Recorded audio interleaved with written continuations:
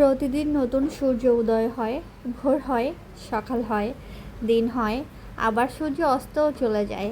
দিনের পর দিন একটা একটা করে অনেকগুলো দিন পার হয়ে যায়, আর আমাদের জীবন থেকে অনেকটা সময় কিন্তু অতিবাহিত হয়ে যাচ্ছে। অথচ আল্লাহর দেয়ায় সুন্দর জীবনটা আর কখনোই ফিরে পাবো না, পৃথিবীতে দ্বিতীয়বার আসার সুযোগ নেই। হ্যালো এভরিওয়ান, আসসালামু আলাইকুম। কেমন আছো সবাই?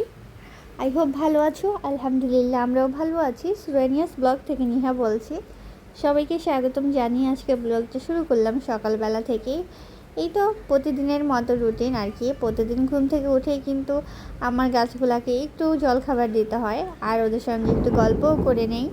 বাই দ্য ওয়ে, আমি কিন্তু ভয়েস ওভার করছি প্রচণ্ড রকমের বৃষ্টির মধ্যে, সো মেঘের ডাক তোমরা শুনতে পেতে পারো, কারণ জানালা বন্ধ করে ভয়েস দিতে মন চাচ্ছে না। এত সুন্দর ওয়েদারে মনে হচ্ছে সরাসরি তোমাদের সঙ্গে ভিডিওটা দেই।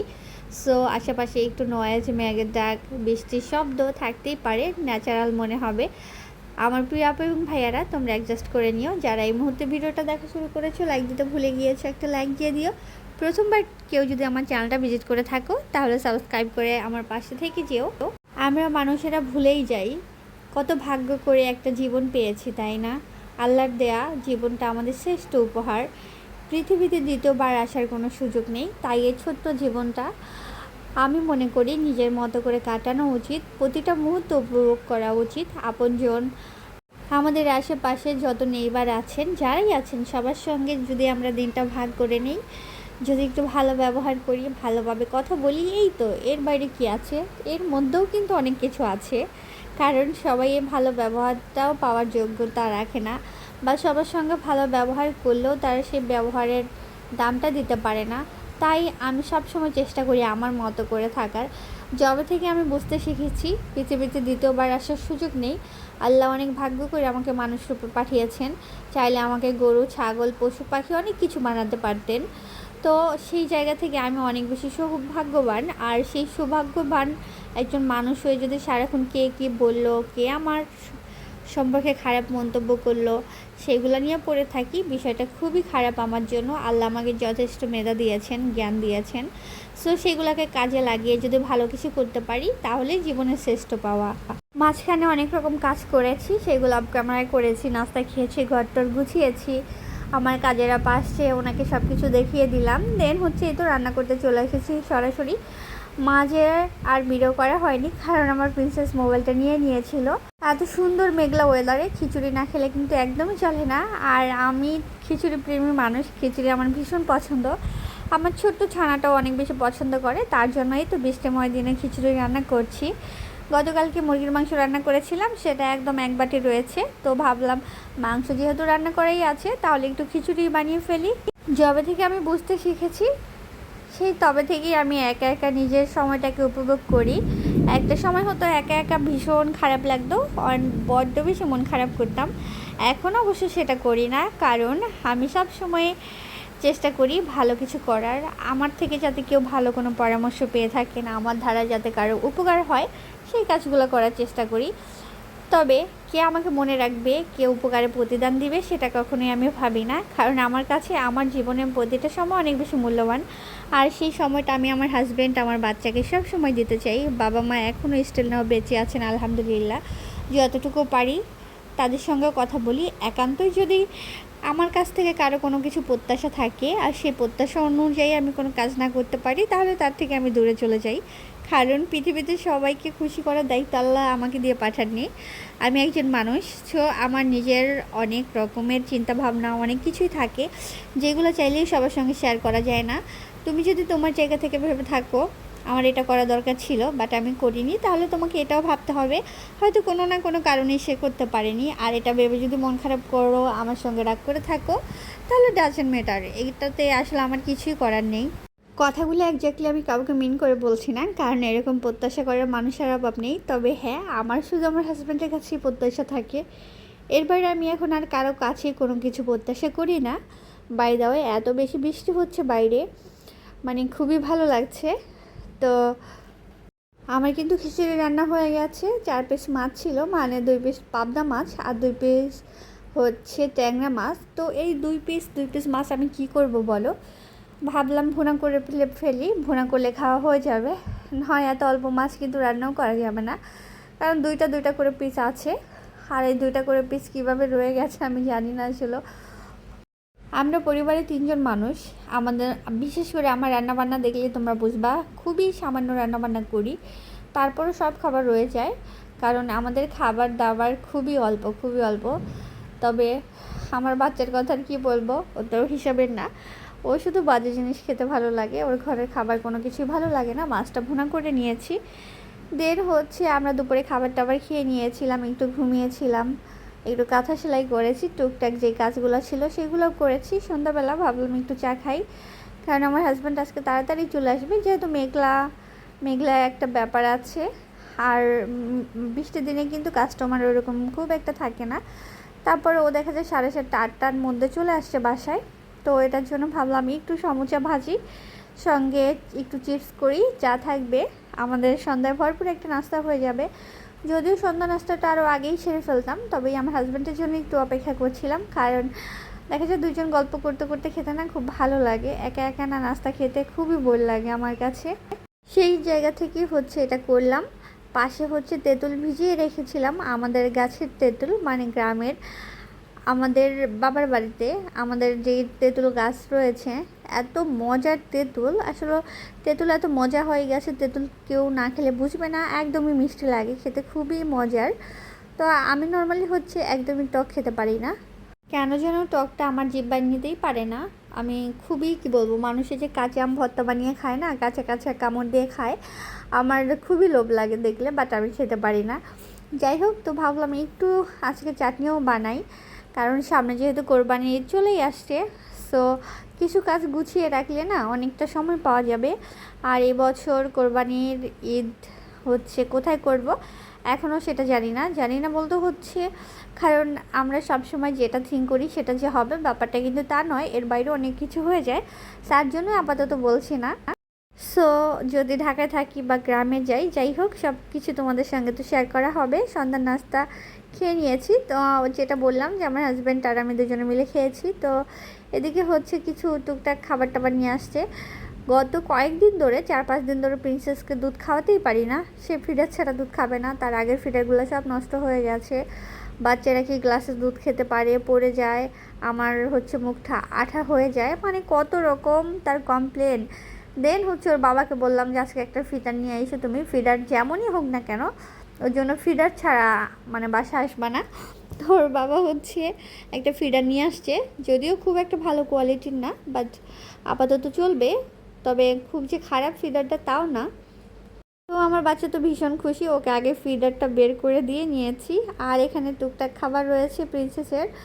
তো ওর হচ্ছে আজকে ফিডার যখন পেয়েছে তখন সে এক্সাইটেড এত বেশি হয়ে গেছে, তার খাবারের দিকে আর কোনো নজর নেই। সসটা একটু বেশিই লাগে আমাদের, কারণ আমার বাচ্চা সস অনেক পছন্দ করে, যদিও ওকে সব খাবারের সঙ্গে দেয়া হয় না, তবে বাচ্চা মানুষ তো নুডলস চপ এগুলা খাওয়ার সময় না দিলে না একদমই খেতে চায় না। মায়েদের মন তো, বাচ্চারা যেটা পছন্দ করে সেটা, সেই খাবারটা যদি খারাপও হয় তাও মাঝে মধ্যে দেওয়া হয়ে যায়, তারপরেও খাক আর কি, এই ব্যাপারটা চলে আসে।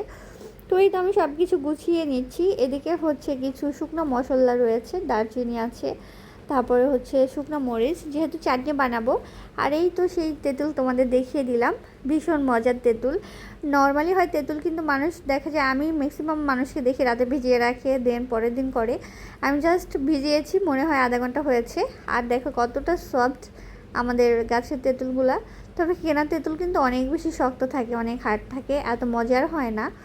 আমাদের গাছে মোটামুটি অনেক তেঁতুল ধরে, বাট পারতে পারে না, ইঁদুরে খেয়ে নষ্ট করে ফেলে, কেটে ফেলে। দেখা যায় খুবই অল্প পরিমাণে তেঁতুল মা রাখতে পারেন, তো আমার জন্য একটুখানি পাঠিয়েছিল। তো আমি ভাবলাম একটু চাটনি করি, কারণ সামনে যেহেতু কোরবানি ঈদ রয়েছে। এই তেঁতুলের চাটনিটা বিশেষ করে পোলাও, তেহারি, তারপরে হচ্ছে কাচ্চি, বিরিয়ানি, খিচুড়ি, এত বেশি মজা লাগে এই টাইপের খাবারগুলো দিয়ে, এটা খেতে ভীষণ মজার হয়। তো আমি তেঁতুলটা জাস্ট হাত দিয়ে চটকিয়ে নিচ্ছি। বাই দ্য ওয়ে, এখানে আমি তেঁতুলটা ভিজিয়ে রেখেছিলাম, প্রায় 1.5 কাপের মতো আমি তেঁতুল নিয়েছিলাম, আর 1.5 কাপ পানি দিয়ে ভিজিয়ে রেখেছি। এখন এই মাঠটা আমি একটা চালনিতে দিয়ে চেলে নেব, বিচিগুলো ফেলে দিব, শুধু মাঠটা নিয়ে নিব তেঁতুলের। তো এখানে হচ্ছে আমি প্রায় 4 টেবিল চামচের মতো সরিষার তেল দিয়েছি, সঙ্গে রসুন কুচি আছে। আমি যতটুকু তেঁতুল নিয়েছি তার পরিমাণ মতোই একটু রসুন কুচি দিয়েছি এখানে। যদি চামচের হিসাব করে বলি তাহলে 2 টেবিল চামচের মতো একদম ভরে ভরে রসুন কুচি নিয়েছি।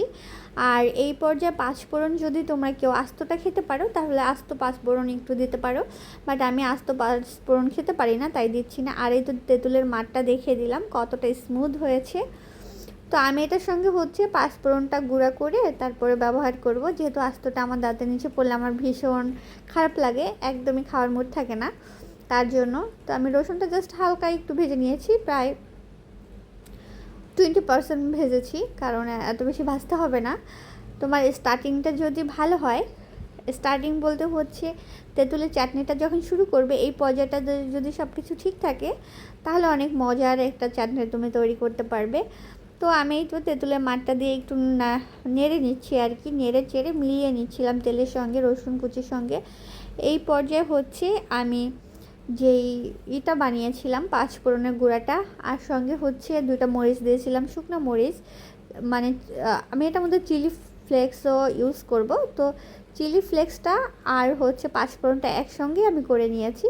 চিলি ফ্লেক্স কী সেটা তো তোমরা সবাই জানো, শুকনো মরিচ, বাংলা কথায় শুকনো মরিচটাকে তেলে একটু ভেজে তারপরে হচ্ছে সেটাকে গুঁড়া করলে চিলি ফ্লেক্স হয়ে যায়। তো আমি 2টা একসঙ্গে নিয়েছি, নিয়ে হচ্ছে আমার যতটুকু দরকার ছিল পুরাটা দিয়ে দিয়েছি। আমি 1 টেবিল চামচ পাঁচফোড়ন নিয়েছিলাম, আর সেটা হালকা একটু ভেজে তারপরেই তো গুঁড়া করে নিয়েছি। নেড়ে চেড়ে মিশিয়ে দিচ্ছি, আর এত সুন্দর একটা ঘ্রাণ বের হয়েছে তোমাদের আসলে বলে বোঝাতে পারবো না, ভীষণ মজার একটা ঘ্রাণ বের হয়েছে। তো আমি 2টা শুকনো মরিচও অ্যাড করবো এটার সঙ্গে কেটে। নর্মালি হচ্ছে তেঁতুলের চাটনিটা কিন্তু মিষ্টি মিষ্টি ভালো লাগে। আমার এখানে তেঁতুলের মারটা 2 কাপ প্লাস হয়েছে, 2.5 কাপের মতো হয়েছে। আর আমি এখানে হচ্ছে ভরে ভরে 2 কাপ চিনি দিচ্ছি, 2 কাপ আর 2 চামচ দেবো, কারণ আমাদের তেঁতুলটা যেহেতু খুব একটা টক না, মিষ্টি আছে তার জন্য। আর যদি বেশি টক হতো তাহলে কিন্তু 2.5 কাপের সঙ্গে 2.5 কাপ চিনি আমি অ্যাড করতাম, তাই 2.5 কাপের থেকে একটু কম দিয়েছি। সঙ্গে লবণও দিয়ে দিয়েছি। এখন সব কিছু মিলিয়ে খুব ভালো করে নেড়ে চেড়ে নেব। এই পর্যায়ে হচ্ছে একটু ঘন ঘন নাড়তে হবে, কারণ হচ্ছে চিনি দেওয়ার পরে কিন্তু পানিটা ছেড়ে দিবে, নিচে লেগে যাওয়ারও সম্ভাবনা থাকে, তবে নিচে কিন্তু লাগানো যাবে না। যদি কালারটা চেঞ্জ হয়ে যায় তাহলে কিন্তু খেতে একদমই ভালো আসবে না, অথেন্টিক যে ফ্লেভার সেটা পাওয়া যাবে না। তো এই তো আমি নেড়ে চেড়ে রান্না করতেছি, খুব একটা সময় কিন্তু লাগে না। এখানে কিশমিশ নিয়েছি আমি, আর আলু বখারা আছে, তো এগুলাও হচ্ছে আমি অ্যাড করে দিব। এগুলাও মানে অপশনাল বলতে পারো, তবে যদি অ্যাড করে বানিয়ে নাও তাহলে ভীষণ মজার হয়, চাটনিটা খেতে অসাধারণ লাগে। তো কিশমিশটা আমি ধুয়ে দিয়ে দিয়েছি, আমার হাতের ভরে ভরে 1 মুঠ নিয়েছিলাম, আর আলু বখারা দিয়েছি প্রায় 9-10টার মতো। তো সব কিছু জাল করে কতটা দেখো পানি ছেড়ে দিয়েছে চিনিটা অ্যাড করার পরে, তো মিশিয়ে নিব। আর চুলার আঁচ কিন্তু সবসময় একই রকম আছে, মিডিয়াম টু লো, মানে লো থেকে মিডিয়াম আর কি বলতে পারো, যে মিডিয়ামে রেখেই আমি পুরো চাটনিটা করেছি। তো বারবার হচ্ছে নেড়ে চেড়ে আমি জাস্ট এটাকে একটু ঘন হওয়ার আগ পর্যন্ত রান্না করে নিব। আর এই কাজটা দাঁড়িয়ে থেকে করাই সবচেয়ে বুদ্ধিমানের কাজ, কারণ নিচে যদি লেগে যায় তাহলেই তোমার হচ্ছে ফ্লেভারটা চেঞ্জ হয়ে যাবে, অথেন্টিক ফ্লেভারটা পাবে না। এটা বারবার এই জন্যই বলছি, কারণ রান্না করলে তো সব কিছুই মজা লাগে, তবে পারফেক্ট ওয়েতে করা আর পুড়ে টুড়ে করা কিন্তু এক হয় না। যেহেতু চাটনিটা আমি স্পেশাল দিনের জন্য রান্না করব, তো এখানে হচ্ছে আমি 1 টেবিল চামচ বিট লবণ দিয়েছি। আর বিট লবণ দেওয়ার পরে এত মজার একটা মানে কি বলবো টেস্ট চলে আসবে, যেটা তোমরা অবাক হয়ে যাবে। যারা বানিয়েছো বা যারা সবসময় রেগুলার খাও তারা তো জানো এটা কত মজার একটা খাবার, বাট যারা কখনো বানাওনি তারা চাইলে ট্রাই করতে পারো। আমার কিন্তু খুব একটা সময় লাগেনি চাটনিটা করতে, আমার সব কিছু মিলিয়ে প্রায় 1 ঘন্টা মতো লেগেছে, একদম তেঁতুলের মার বের করা থেকে শুরু করে রান্না হওয়া পর্যন্ত একদম এভরিথিং সব কিছু মিলিয়ে প্রায় 1 ঘন্টা মতো লেগেছিল। তো এই পর্যায়ে হচ্ছে আমি হোয়াইট ভিনেগার দিয়ে দিয়েছি 4-5 টেবিল চামচের মতো। আর ভিনেগার দেওয়ার ফলে কিন্তু এই চাটনিটা অনেক দিন পর্যন্ত ভালো থাকবে, প্রায় 2-3 মাস পর্যন্ত নর্মালি ভালো থাকে। আর যদি ফ্রিজে রাখা যায় তাহলে 6 মাস 7 মাস ইজিলি তোমরা খেতে পারবে, তবে এতদিন তো আর যাবে না, এতটুকু চাটনি শেষ হয়ে যাবে।